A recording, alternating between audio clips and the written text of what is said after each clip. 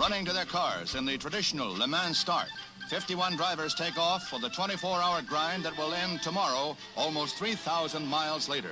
It's a race around 8 miles of public roads, a grind that always takes a heavy toll of both man and machine.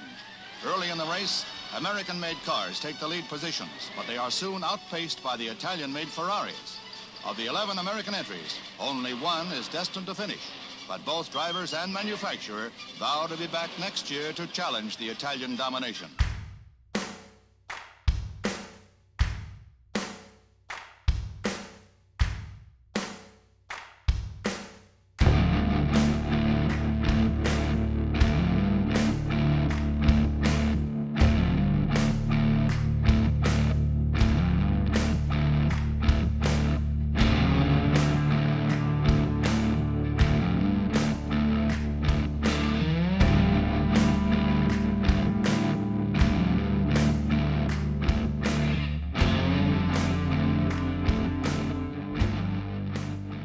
Hi, my name is Dan. I'm an apprentice metal fabricator at the Guild of Automotive Restorers. Today I'm working on the window sliders that go on the window regulators for the Ferrari. The Ferrari has 3 different types of windshields, and because the windshields are different slopes and shapes, the side door windows are also different shapes.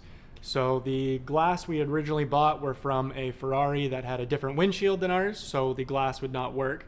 And the sliders that the windows sit in for the window regulators are too short. So what we had to do was make the track the exact same except longer. So I took some measurements of the slider that came with the glass we got, and now I'm just adjusting the length to make it longer to suit our needs better. What I did first was I went to the brake, I put the piece of metal in, bent it upwards, and got a little bit of a 90-degree angle, and then I flipped it, which bent the metal down, and then I gave it a 45-ish degree angle upwards again, which gave me my little bit of a jog. It was not a tight enough jog, and I couldn't get it very tight on the brake because of just the way the window slider is. So what I did then is I took that jog I had made in the brake and took it over to the bead roller, set up some dies, ran it through the bead roller to make it a tighter jog that the wheel will fit in there and not pop out.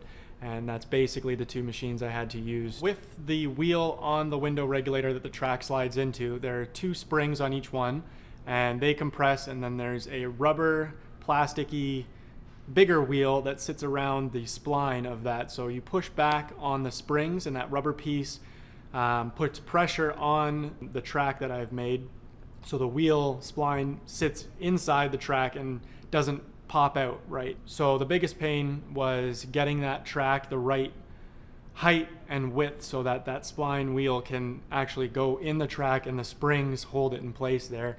It took numerous times to adjust it correctly, but with the bead roller we finally got it. So it's about 6 inches longer than the track we had, which now when the window goes up and down the wheels don't pop out.